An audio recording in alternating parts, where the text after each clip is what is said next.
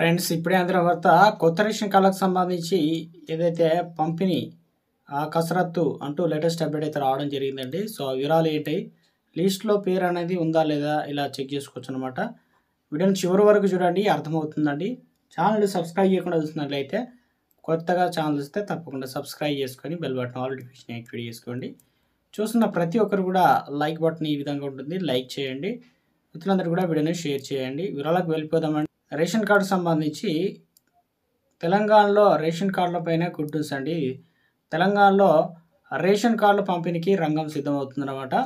So ఈ దిశగా సర్కారు కసరత్తు ఈ నెల 14వ తేదీన సీఎం రేవంత్ రెడ్డి చేతుల మీదుగా సో ఇక ఈ కార్యక్రమాన్ని అయితే ప్రారంభించనున్నారు.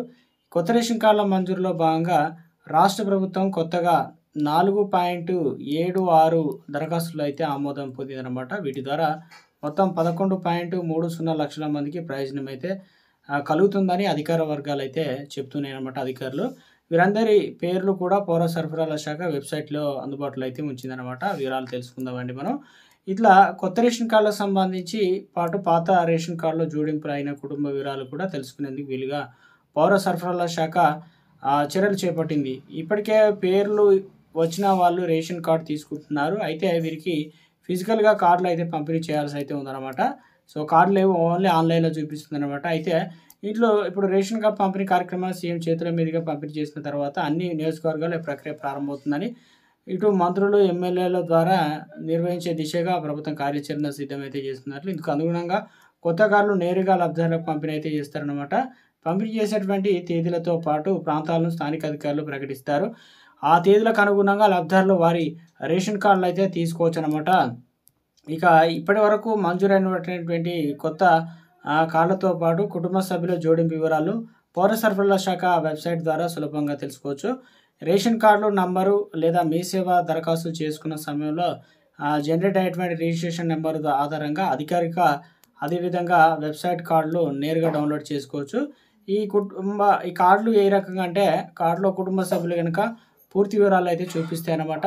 అధికార వెబ్సైట్లో రిఫరెన్స్ నెంబరు కొత్త లేదా పాత రేషన్ కార్డు నెంబర్ కనుక ఎంటర్ చేయాలన్నమాట. అలా ఎంటర్ చేసిన వెంటనే ఆ తర్వాత జిల్లా పేరు అయితే సెలెక్ట్ చేసుకోవాలి. జిల్లా పేరు సెలెక్ట్ చేయాలన్నమాట. సెర్చ్ చేసిన తర్వాత మనకు ఏదైతే వెబ్సైట్లో రేషన్ కార్డు స్థితి తెలియకపోతే స్థానిక మండల ఆఫీసులో తమ దరఖాస్తులోని స్టేటస్ అయితే తెలుసుకోవచ్చు అనమాట. రెండో రకంగా అయితే దరఖాస్తుదారుడు ఏ రకంగా తెలుసుకోవాలంటే http://epds telangan.gov.fud security act వెబ్సైట్లోకి వెళ్ళాలన్నమాట.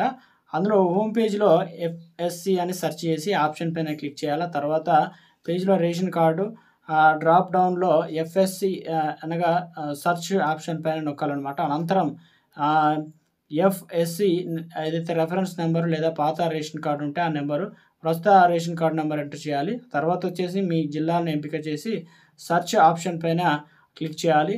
దీంతో పాటు మీ రేషన్ కార్డు పూర్తి వివరాలు కుటుంబ సభ్యుల వివరాలు స్క్రీన్ పైన డిస్ప్లే అవుతాయి. ఈ లిస్టులో పేరు ఉంటే కొత్త రేషన్ కార్డు పంపిణీ చేస్తారు. వివరాలు అందుబాటులో లేకపోతే వేచి చూడాల్సి అయితే ఉంటుందన్నమాట. సో రాష్ట్ర వ్యాప్తంగా కొత్త రేషన్ కార్డుల పంపిణీ ప్రజాపాలనలో పాటు మీ సేవ ద్వారా దరఖాస్తులు స్వీకరించారు. వీటిని ఎప్పటికప్పుడు పరిశీలిస్తున్నారు. పౌర సరఫరాల శాఖ అర్హులను ఎంపిక చేస్తున్నారు.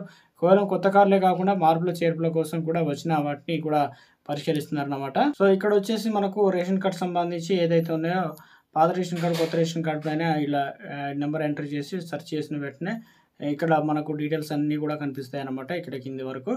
సో ఈ రకంగా అయితే తెలుసుకోవచ్చు అన్నమాట మనం.